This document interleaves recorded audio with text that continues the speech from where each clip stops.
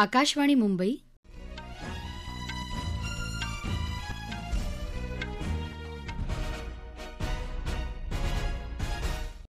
सदया कर्देकर राष्ट्रीय बातम्या देत आहे.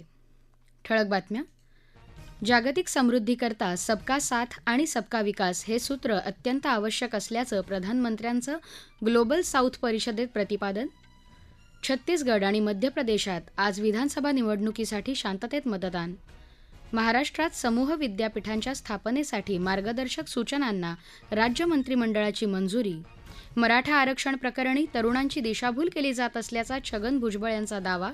आणि नाशिकच्या सार्वजनिक वाचनालयाचा माधवराव लिमये स्मृती कार्यक्षम खासदार पुरस्कार यंदा केंद्रीय आरोग्य आणि कुटुंब कल्याण राज्यमंत्री डॉ. भारती पवार यांना जाहीर. जागतिक समृद्धीकरता सबका साथ आणि सबका विकास हे सूत्र अत्यंत आवश्यक असल्याचं प्रधानमंत्री नरेंद्र मोदी यांनी म्हटलं आहे. भारतानं दूरस्थ पद्धतीने आयोजित केलेल्या दुसऱ्या व्हॉइस ऑफ ग्लोबल साऊथ शिखर परिषदेचं उद्घाटन आज प्रधानमंत्र्यांच्या हस्ते झालं. त्यावेळी ते बोलत होते. जागतिक हिताचा विचार करता ग्लोबल साऊथमधल्या देशांनी एकत्र येत आपल्या भूमिका स्पष्ट करण्याची वेळ आली आहे. ग्लोबल साऊथमधल्या देशांचा आवाज बुलंद करणं हे भारतानं आपलं कर्तव्य मानलं आहे, असं प्रधानमंत्री म्हणाले. अलीकडेच पश्चिम आशिया क्षेत्रात घडलेल्या घटनांमुळे आव्हानात्मक परिस्थिती निर्माण होत असली तरी एक पृथ्वी, एक कुटुंब आणि एक भविष्य या दृष्टीनं वाटचाल केल्यास जागतिक हित साध्य होईल, असा विश्वास प्रधानमंत्र्यांनी यावेळी व्यक्त केला. कृत्रिम बुद्धिमत्ता आणि बनावट निर्मिती तंत्रज्ञानाचं आव्हान हाताळण्यासाठी कसोशीनं प्रयत्न करण्याची आवश्यकता असल्याचं प्रतिपादन प्रधानमंत्री नरेंद्र मोदी यांनी केलं आहे. भारतीय जनता पार्टीनं नवी दिल्लीत आयोजित केलेल्या दीपावली मिलन कार्यक्रमात आज ते बोलत होते.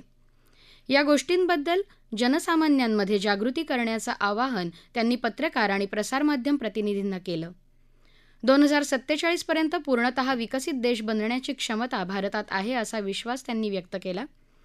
स्थानिक उत्पादनांना प्रोत्साहन देण्याच्या धोरणाचा उल्लेख करून ते म्हणाले, स्थानिक व्यावसायिकांनी गेल्या आठवडाभरात 4.5 लाख कोटी रुपयांचा व्यवसाय केला आहे. भाषणाच्या शेवटी प्रधानमंत्र्यांनी छठानिमित्त शुभेच्छा दिल्या. छत्तीसगड आणि मध्य प्रदेशात आज विधानसभा निवडणुकीसाठी मतदान शांततेत झालं. मध्य प्रदेशात संध्याकाळी 5 वाजेपर्यंत सुमारे 71% मतदान झालं आहे. मध्य प्रदेशात सर्व 230 जागांवर मतदान होत असून 252 महिलांसह एकंदर 2,533 उमेदवार रिंगणात आहेत. निवडणुकीतल्या ईव्हीएमच्या पारदर्शकतेसाठी मतदान सुरू होण्यापूर्वी राजकीय पक्षांच्या प्रतिनिधींसमोर मतदान प्रक्रियेचा सराव घेण्यात आला. छत्तीसगडमध्ये दुसऱ्या आणि शेवटच्या टप्प्याच्या विधानसभा निवडणुकीसाठी दुपारी 5 वाजेपर्यंत सुमारे 67% मतदान झालं आहे. छत्तीसगडमध्ये 70 जागांसाठी 958 उमेदवार रिंगणात आहेत. स्वतंत्र तेलंगण राज्याच्या स्थापनेदरम्यान करण्यात आलेली सर्व आश्वासने काँग्रेस पूर्ण करेल, असं आश्वासन अध्यक्ष मल्लिकार्जुन खरगे यांनी दिलं आहे. तेलंगणा विधानसभा निवडणुकीसाठी पक्षाचा जाहीरनामा त्यांनी हैदराबादमध्ये प्रसिद्ध केला. त्यावेळी ते बोलत होते. काँग्रेसची सत्ता आली तर एक कालबद्ध कृती आराखडा तयार केला जाईल, असं जाहीरनाम्यात नमूद केलं आहे.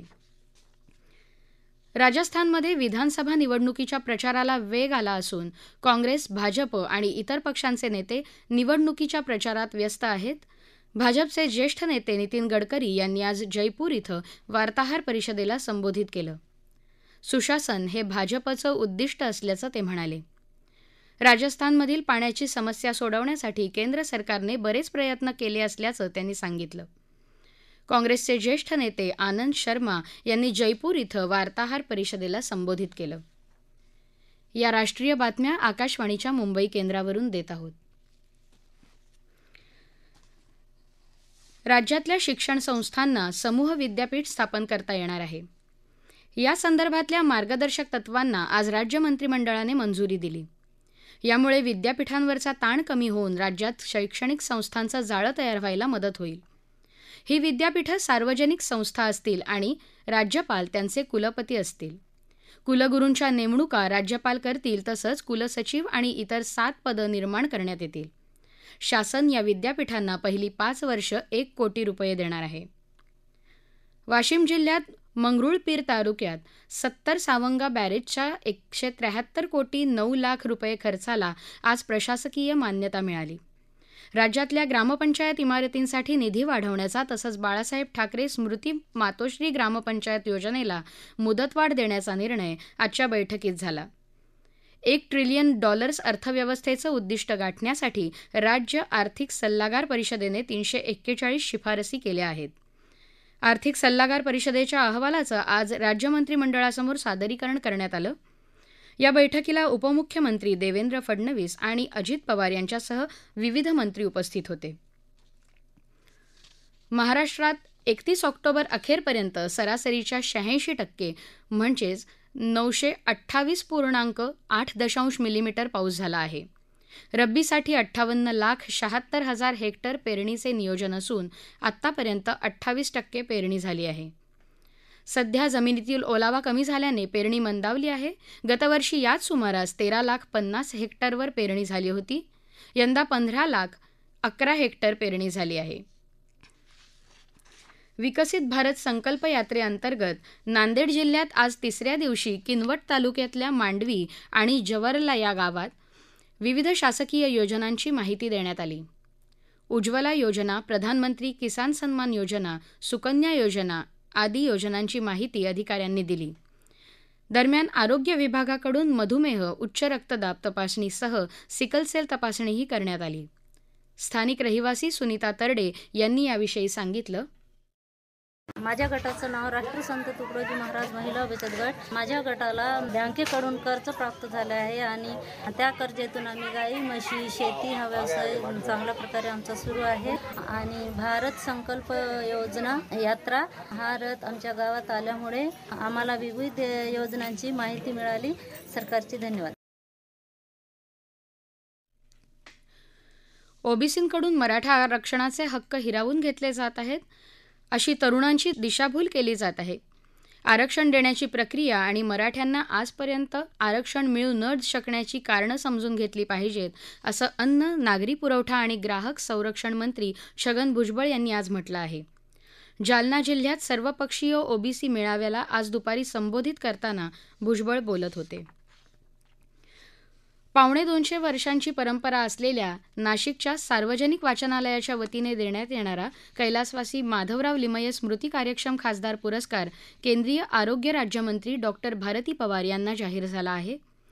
त्या नाशिक जिल्ह्यातल्या दिंडोरी लोकसभा मतदारसंघाच्या खासदार आहेत. 50,000 रुपये रोख आणि स्मृतिचिन्ह असे या पुरस्काराचं स्वरूप असून तो येत्या जानेवारीत प्रदान केला जाईल. जुन्या पिढीतले ज्येष्ठ समाजवादी नेते दिवंगत माधवराव लिमये यांच्या स्मृतिप्रित्यर्थ हा पुरस्कार देण्यात येतो.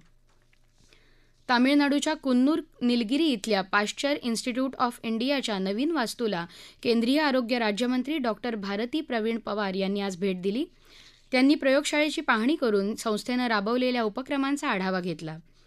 कुन्नूर जिल्ह्यात आणि राज्यभरात सुरू असलेल्या प्रकल्पांबद्दल डॉ. भारती पवार यांनी अधिकाऱ्यांशी चर्चा केली. नवी मुंबईत बेलापूर ते पेंधर मार्गावरची मेट्रो सेवा आज सुरू झाली. ही सेवा आज रात्री 10 पर्यंत आणि उद्यापासून दररोज सकाळी 6 ते रात्री 10 दरम्यान धावेल. दर 15 मिनिटांनी मेट्रोच्या फेऱ्या होतील. एकूण 11 थांबे असलेल्या या मेट्रो मार्गावर 10 ते 40 रुपयांच्या दरम्यान तिकीट असेल. कार्तिकी एकादशी निमित्त पंढरपूर इथं जाणाऱ्या भाविक प्रवाशांची वाढती गर्दी लक्षात घेता दक्षिण मध्य रेल्वेनं विशेष गाड्या चालवण्याचा निर्णय घेतला आहे. त्यामध्ये पंढरपूर नांदेड पंढरपूर आदिलाबाद, आदिलाबाद पंढरपूर आणि बिदर पंढरपूर या विशेष गाड्यांचा समावेश आहे. बिदर पंढरपूर हे विशेष गाडी 22 नोव्हेंबर रोजी बिदर इथून रात्री 10:15 वाजता सुटेल. पंढरपूर बिदर गाडी 23 नोव्हेंबर रोजी रात्री 8 वाजता निघेल. आदिलाबाद पंढरपूर गाडी 22 नोव्हेंबर रोजी दुपारी 2 वाजता निघेल. पंढरपूर आदिलाबाद ही विशेष रेल्वे गाडी 27 नोव्हेंबरला रात्री 8 वाजता निघेल. पंढरपूर नांदेड 23 नोव्हेंबर रोजी सकाळी 8:15 वाजता निघणार आहे आणि नांदेड पंढरपूर ही विशेष गाडी 26 नोव्हेंबरला सायंकाळी 7:20 निघेल अशी माहिती मध्य रेल्वेनं दिली आहे. येत्या 4 डिसेंबर रोजी नौसेना दिनाचा भव्य सोहळा किल्ले सिंधुदुर्ग आणि मालवण इथे होणार आहे. हा सोहळा यशस्वी करण्यासाठी सर्व यंत्रणांनी आपापसात समन्वय ठेवून काम करण्याचे निर्देश कोकण विभागीय आयुक्त महेंद्र कल्याणकर यांनी दिले आहेत. ठळक बातम्या पुन्हा एकदा. जागतिक समृद्धीकरता सबका साथ सबका विकास हे सूत्र अत्यंत आवश्यक असल्याचं